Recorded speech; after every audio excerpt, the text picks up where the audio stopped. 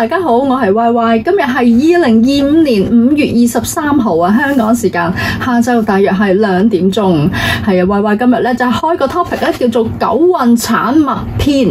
花湯加七仙魚。咁啊，點解 Y Y 咧會開呢條片咧？因為咧除咗近日受到呢個七仙魚嗰啲事件，嗰啲報道吓，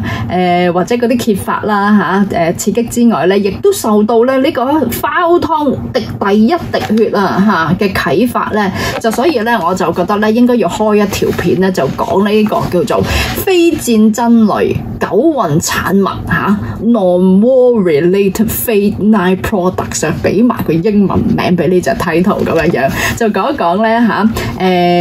喺我心目中啦吓，花湯啦同埋七仙魚咧，究竟啊呢兩個人物啊如何反映九運咧吓？咁啊呢度容許我賣個廣告啦。咁啊如果大家係第一次入嚟我 YY Channel， 第一次睇我啲片嘅朋友咧，就多謝你哋 click 入嚟我個 channel。咁我啲片就多講啲玄學、術數、風水、八字命理、奇門遁甲、西洋占星等等相關嘅話題。咁啊大家若果對呢啲 topic 係有興趣嘅話咧，可以 subscribe 定我個 channel， 撳埋隔離個小鈴鐘，咁我有新片到嗰時可以通知大家睇。而大家若果想揾我睇八字風水擇日改名嘅話咧，就可以留意啦。我片頭有條巴上面咧就會有我個 email 喺度噶啦。咁我就本身有接開呢啲八字風水擇日改名嗰啲生意嘅。咁啊，如果大家有興趣想揾我幫手嘅話咧，可以留低 message 俾我。咁啊，如果半日時間到出嚟同大家 call 價，咁好啦。我哋今日咧就講講咧九運啊嚇，呢同埋呢個花湯同埋七仙魚嘅關聯啦嚇。咁啊 before 我講之前，你哋可能突然間聽到咧有啲突聲啊，或者有啲轉嘢聲啊，因為我見好似樓上有人做裝修啊嚇咁樣，咁好似啱啱呢半個鐘頭先開波，咁啊正值一碰着啦，我就要開片同大家講。咁啊大家如果聽到呢啲聲咧嚇，就希望唔係好受干擾啦嚇咁樣樣。咁咧就係好啦，九運咧就其實咧就開始咗咧，大約咧係1.5年啦嚇，咁啊由2024年開始嚇，就會去到20年啦，就去到2043年咧就係會係終結嘅。呢個寫錯咗，2043年終結。好啦，咁咧就係寫翻先4字先 ，OK 嚇，就好啦。So far 咧開始咗年半到啫，但係咧香港人咧已經嘆咗呢個咧九運啊嘅一啲好正嘅嘢啦嚇，咁啊其中咧有呢個中港騙局啦嚇，多如繁星啦嚇，就算Y Y 身邊咧都前後接觸即係如果以我親人啊嚇咁樣啦，親戚啊咁樣啦，前後都有 involve 有3個啊，過去嗰年半有一個 case 咧就係好嚴重添啊，係咧我有個阿姨啊被騙咗50幾萬，咁啊呢啲咁嘅故事咧，睇下 Y Y 會唔會之後咧可以即係同大家講一講啦嚇咁樣啦，都係嗰啲咩制服部隊啊嚇咁啊，然之後咧就嚇你話你同有啲內地有啲罪案有關啊，你快啲俾啲資料俾我啊，你係咪使乜要我幫你報警啊咁樣嚇，幫你接線咧去內地嘅公安啊嗰啲咁樣啊，咁你俾晒啲資料俾我哋啊嚇俾埋你銀行戶口要幾多錢啊，諸如此類嗰啲資料俾我哋咁樣咯，咁一步一步用咗1個星期嘅時間去令到我受害嘅阿姨咧就係出現咧就係真係走嚟科咗錢出嚟咁樣。咁咧就阿姨打嚟問我，佢話喂，我想問下你咧，金管局咧如果你要凍結一個人嘅戶口咧，使唔使叫嗰個人咧將啲錢轉俾第二個噶？跟住我聽下你講咩嘢？我話係你收到個咁嘅資料，定係你嘅朋友收到咁嘅資料啊？咁樣佢話係我啊，跟住我知大仔，我跟住搭咗300幾蚊的士衝去咧驚佢繼續出事啊嘛咁樣，佢諗住喐埋佢自己嘅定期添啊，話俾你知。咁咧就我驚佢出事，我就衝去咧去揾佢直去差館嗰度去同佢 meet up 咯咁好嚴重嘅呢單嘢，係近年係嚴重事件啊咁嘅樣咯。咁咧就好啦，嗰個咧之後或者有機會嗰時同大家 share 下啦。跟住咧，另外咧就係AI 啦 ，AI 喺呢年半亦都見到佢即係之前都已經見佢喺度上緊嚟嘅，但係呢年半真係好犀利，崛起得好緊要，尤其是過去嗰大半年添啊嚇。咁咧而咧呢度咁寫我 Y 咁啊 ，YY 手上有多個 ChatGPT 類嘅 Apps 啊，包括咧啱啱我開呢條片之前咧，咁先至去望一望咧，有個問個 ChatGPT 咧一啲美容產品，我睇下佢會唔會出 product 俾我，會唔會出埋個 brand name？ 我真係會出埋喎。咁我估可能背後都係有唔排除咧有一啲廣告商咧已經立咗啲 ChatGPT 咧咁咧就係你哋一問佢就會出下某一個 product 某一個 brand name 嘅產品咁樣。好啦，咁所以大家小心咯，嗱呢啲都可以係騙局嚟嘅喎咁樣啦。好啦，咁咧就先同大家溫一下啦咁啊，如果講得七仙魚同埋花湯係九運呢啲代表人物咁樣嘅話咧，我叫佢做咩話產物啊嘛咁樣。咁咧就先同大家再溫一溫書，究竟九運會係點？咁啊講一講九運大約嘅主軸特徵係點樣？第一戰爭，咁啊今日呢條片就唔講關於戰爭，咁啊。之前 YY 咧就已經係有一個第三次世界大戰系列啦，大家咧可以揾翻個 playlist 咧，亦都可以係揾我個九運嘅playlist 咧，都係會有involve 講關於係嗰啲戰爭咁樣啦。咁其實咧，如果計第三次世界大戰系列咧，喺八運之前，即係2023年、2022年、2023年咧，我已經有呢啲片咧一路開，咁咧一路喺度搜集資料，都係嗰句啦。世界大戰咧唔係尋日冇今日有嘅，世界大戰係用歷年以年去計咧就係去到行到去嗰個位咁樣啦。咁啊通常都醞釀immediate cause， 所謂 immediate cause 就係可能最近嗰一年啦，但係之前可能都已經有個病灶出現㗎啦嘛咁樣。咁啊大家 anyway 可以揾翻我個 playlist 咧，就去睇翻嗰個九運究竟過往嚟講我記得有條片仲講過去嘅九運歷史上面嘅九運究竟係有啲咩大件事發生過嗰條片我都用咗好多資料搜集好啦，應該前年做好似。好啦，咁你跟住咧就係九運亦都會主虛無啦，虛無縹緲嘅虛無啦。點解咧？因為你九呢個數咧本身咧係可以叫做咧即係若果以我哋叫做飛星數嚟講咧，就係呢個九子離火咁咧就涉及呢個卦象咧係離火卦嚟㗎。咁離火卦咧就係就係呢個啦就係陽陰陽離中虛啦，所謂叫做咁所以咧就往往咧就會多見有假象、幻象、騙局咁樣啦。咁而家嘅騙局淨係多如繁星啦咁樣。咁之前我介紹九運嗰時都有講過呢一樣嘢㗎咁亦都有係開個片有講過話咧係舊年啦舊年就特別講話真係會有好多騙局啦，大家要小心，因為前年開片講舊年㗎啦咁樣，因為舊年啱啱開始2024年開播。好啦，今日另外咧就係九運嘅另一個軸心咧，就係咧，因為佢離開八運啊，所以咧逢係八運旺嗰啲咧，去到九運咧都會發現咧八運旺嘅喎，好旺嘅喎，咁去到九運就退氣啦，就由高峰墮下啦咁樣啦。咁啊八運本身係旺乜嘢嘅咧？就係旺地產啊嘛咁啊點解八運會旺地產啊？又溫下書八數咧為近土八近土，卦象為陽陰咁樣，咁咧就係主咧就係講係主土啊，即係同土地地產相關嗰啲咁樣嘅，咁所以咧就會喺八運咧就大家都見到啦都唔係淨係即係香港呢個地方啦，內地又係啦，外國都係啦全世界嗰啲地產都喺度升咁樣啦。咁咧就情況就等同於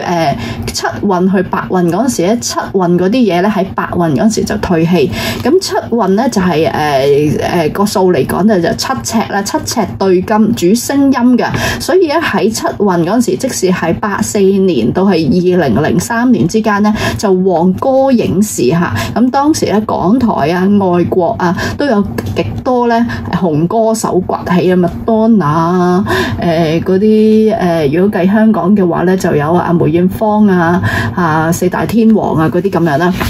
係你嗰個現象咧，係 never ever 嘅，之前從來冇見到咁樣咁犀利嘅現象嘅。咁咧就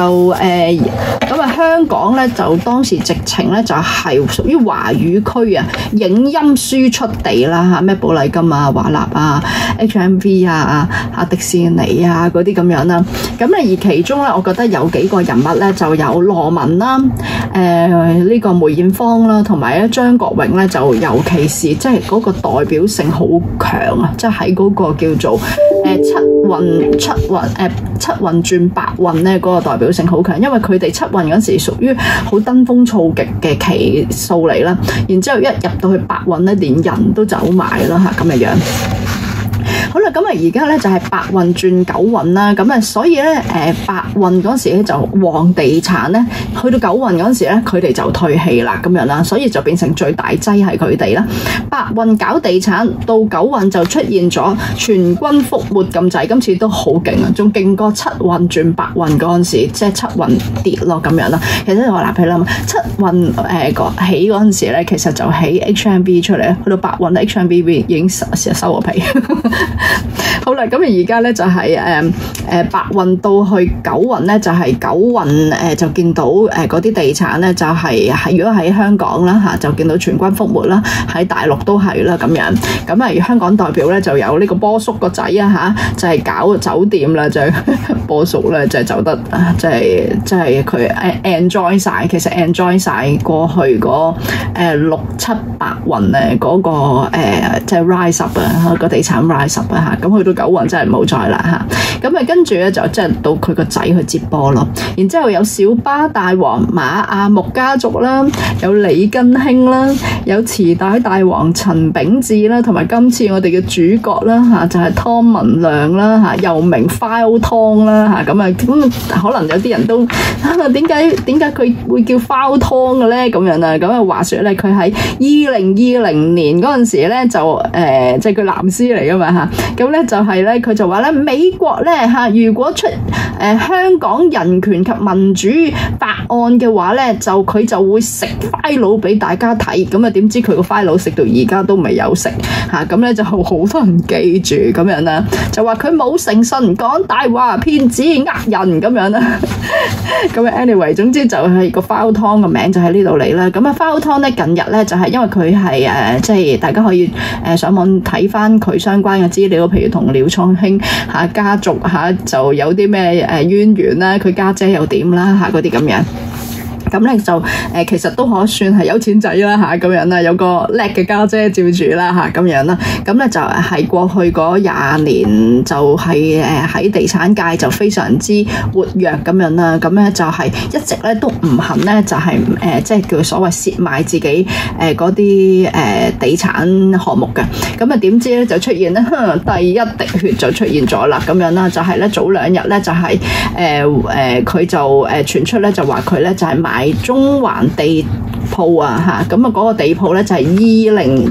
年買入，咁咧買入嗰陣時咧嚇，即係而家10幾年前買入嗰陣時咧就係7280萬，而家咧嚇就係用3880萬去賣出咁樣啦，咁咧屬於呢個半價大平賣咁滯，因為咧佢蝕咗47%，咁啊估計咧背後都係有 bank call 龍嚇咁樣咯。好啦，跟住上邊又喺度嘈啦，希望我把聲頂得住佢哋嚇。另外仲有一傳聞咧，話佢咧係 sell 緊陽明山莊個自住樓啦，以及咧仲有咧佢嗰個中環中心嗰3層咧都唔知點樣嚇，咁啊嗰陣時佢同阿李超人接貨噶嘛嚇咁樣，咁咧所以咧就係呢個咧就係File 湯嚇，就之所以話叫做咧九運嘅產物嘅代表人物咧，就因為咧佢咧就係輸喺地產，8運嗰陣時係贏喺地產，9運嗰陣時推起啦就輸喺地產咁樣嘅。好啦，跟住咧就講七仙魚喎，咁啊七仙魚咧話咗我頭先咧就一路咧就喺度睇咧一條片啦，就一路咧就喺度睇住 ChatGPT 嘅，一路聽邊個法國妹啊嗰個台啊。咁啊，話說咧，法國妹咧就邀請咗咧阿小文啊，另一位 YouTuber 咧就係上去佢個台，上去法國妹個台嗰度咧，就係咧講咧七仙魚啊個真名究竟叫咩名？咁原來法國妹咧佢雖然個台少少啊，細個嘅，應該即係啱啱起到冇幾耐，咁啊但係都做到啲嘢喎。咁咧就話佢咧佢咧就揾到咧七仙魚嘅真名咧就應該係呢個Chow 啊，係咪？呢個姓趙啊嘅國語音，而是 HOU 跟住 LING， 咁啊相信咧以呢個國語嘅拼音嚟講咧，應該係真係嗰啲大陸拼音嚟啦。佢就話咧法國妹咧就係見過咧七仙魚喺七仙魚嘅 IG 上邊咧就話佢自己曾經作過2首歌，有歌名，個歌名咧一首咧叫做情傷，一首叫做不愛我的不思念。佢就憑住呢2首歌嘅資料咧就走咗上去 Cash，即使係香港作曲家及作詞家協會上邊咧，就去嘗試咧用呢2首歌咧揾出咧呢個七仙魚亦都係趙玲啦嗰個真名喎，咁咧就揾出呢個出嚟喎，咁所以咧就佢而家咧就係公告天下啦，咁啊相信可能都好多人按住呢一個名咧再去揾嘢啦，因為之前好似話咧就咁用佢嗰個即係香港嗰個趙玲嗰個譯音去揾咧揾唔到啲咩嘢出嚟啊，咁所以未來應該再有啲嘢出現嘅。咁跟住咧，另外咧就係法國妹個台咧，亦都嗰條 video 咧就係咧就話咧揾出咧七仙魚自稱話係哥倫比亞大學畢業呢個碩士，咁咧後尾咧就佢就用佢嘅方法咧就係揾咧就係話揾唔到嘅哥倫比亞大學，但係咧就喺呢個 Columbia Southern University 另一個都係叫哥倫比亞大學，但係中間加個 Southern 即係南邊University 啦呢一個大學名嗰度咧就係揾到嘅，咁而呢間院校咧就係專做 online degree 嘅，咁我頭先都上一上過去呢個院校嘅網站，佢自己都話佢自己專搞 online degree 嘅咁樣啦 ，online 嘅course 嘅咁樣啦，咁所以相信咧佢個 master 都係 online 喺呢間學校院校嗰度做啦，咁咧就所以咧就係即時話咧，如果而家咁樣睇出嚟咧，就似係內地人啦，珠海嘅 degree 啦同埋呢個 online master 嗰個 course 嗰個 master course 啦，咁我都有提出咧，就係話佢雖然係呢個名叫係內地人，但係都因為佢曾經 declare 過佢自己係馬來西亞華僑，佢會唔會有可能係拿住呢個名咧而即係入籍咗馬來西亞咧？咁我覺得呢個就要再睇下未來咧會唔會有啲新嘅調查出現下嗰個揭露啦，咁樣啦。咁而早2日咧就係一目偵訊呢一個台咧，嗰個台主King Sir 就揾咗七仙魚喺珠海讀嗰個新聞傳播嗰個定係傳理唔係好清楚佢 exact 嗰個course 嘅名，但係即係讀新聞啦咁樣。咁咧嘅一個同學咧就叫做海帆海帆哥哥出現咧真人實名出嚟咧走出嚟證實咧。呢個七仙魚咧同佢咧係真係同學嚟嘅，就話咧應該咧就係98年咧嘅珠海畢業同學，咁大家一齊讀書讀咗4年咁樣，咁我都有睇過條片，即係一目偵訊嗰條片，咁咧就而喺嗰條片度更加咧震撼嘅咧就係咧海帆哥哥咧就係同埋King Sir 咧就抽出咧七仙魚喺03定04年嗰陣時出咗本書叫做《侵犯回憶》嗰個筆名咧就係用浩林呢一個筆名咧，就係佢話咧寫一個關關於自己被繼父性侵嘅一本書咁樣。咁咧就係但係咧就係據海帆哥哥所講咧，就話咧裏面即係寫落去嗰啲內容咧，就係即係有啲嘢好似即係嗰啲 description 啊，即係嗰啲形容，可能形容當時嘅情景啊嗰啲咁樣樣啦嚇。咁咧就好似唔係好似即係真實嗰啲即係情況或者係帶有一點風月感啦，露骨感啦嚇，咁呢即係以 YY 去 interpret 佢嗰個聽落去啦嚇，咁樣嘅。咁咧就係亦都喺本書嗰度咧話咧，七仙羽咧係話自己係台灣籍喎。咁而嗰本七仙羽呢本書出嗰陣時咧，就話自己係 based on 自己個真人真事去寫噶嘛。咁啊，所以就係你真人真事去寫，咁應該你台灣籍都係寫緊自己真人真事嘅啫，咁但係佢究竟係咪台灣籍咧，定係馬來西亞籍咧，定係大陸嘅咧，定係香港咧？而家出現咗4個國籍嘅 confusion 啊嚇，咁樣啦。咁於我嚟講咧，就係聽完一目精訊King Sir 同埋呢個海帆哥哥講完之後咧，我就會覺得咧，似乎咧嗰本書咧名義上咧係七仙羽嘅真人慘事回憶錄，名義上實際上係情色鹹書搭雞棚行文學才女路線嘅一本書嚇，咁樣樣，即係想佢有少少好似想捧自己係一個文藝才女，但係行咗去情色啊即係情感啊色情啊嗰方面嚇，咁樣嗰啲小說咯。咁嗰個時代都有一啲所謂係啦，都有一啲類似呢啲情色小說嘅，有啲人寫呢啲小說都有少少即係都有啲都可以有點出名嘅。咁我唔知啦，即係可能嗰陣時佢興。咁於我嚟講咧，就係相信佢都係 target 自己可以出名有啲話題，咁所以以呢本書即係叫做搭個棚啦等自己出名啦咁樣咯。好啦，咁咧就所以我就話咧呢個咧七仙羽咧係應驗咗喺九運裏面所謂虛啦同埋中女啊咁樣樣啦騙子啊雞棚啊呢啲咁樣啦，咁就即係都算係搭得幾多雞棚，同埋啲雞棚都搭得幾勁啊！都好少人其實會攞到佢個身份啊、國籍啊、學歷啊咁樣咧，去咁張揚咁去做或者叫做生意啦或者係吸引公眾嘅關注啦咁樣樣。因為呢啲即係比較，當你好出名嗰陣時咧，啲人就總會想知你多啲嘢，咁所以咧就會會即係 drill 你個身份、國籍、學歷嗰啲咁樣樣咯嚇。如果就算係 YY 紅咗嘅話咧，我都預咗啦，我咪唔緊要，咁咪就講埋身份咯、國籍咯、學歷咯，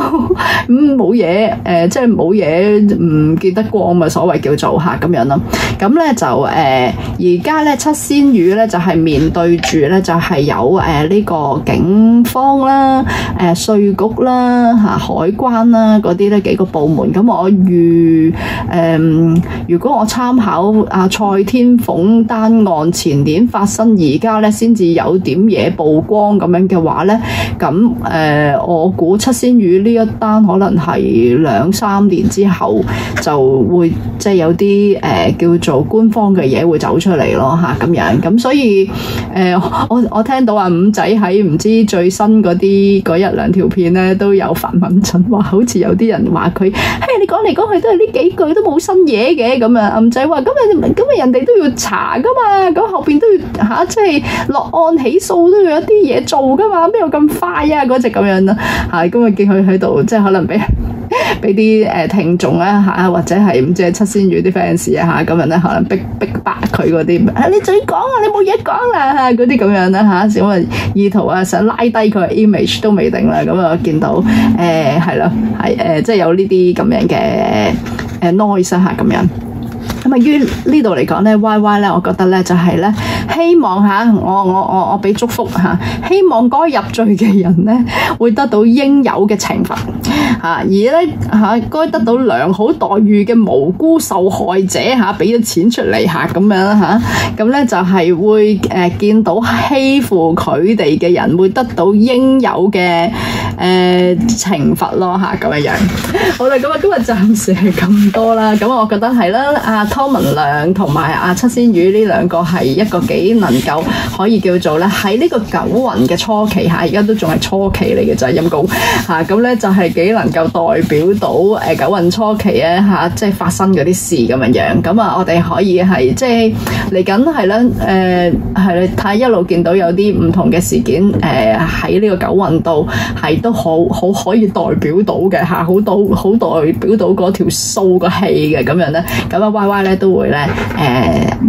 刮出嚟咧，就同大家咧講一講嘅。好啦，今日暫時咁多先啦。咁啊，多謝大家。咁啊，如果大家覺得呢條片咧就係都中意睇嘅話咧，唔好意思嚇。中間我其實有喺度嘈啦，上面嗰個裝修嗰度，希望咧就係唔會令到你哋耳仔太過受罪。暫時咁多，多謝大家。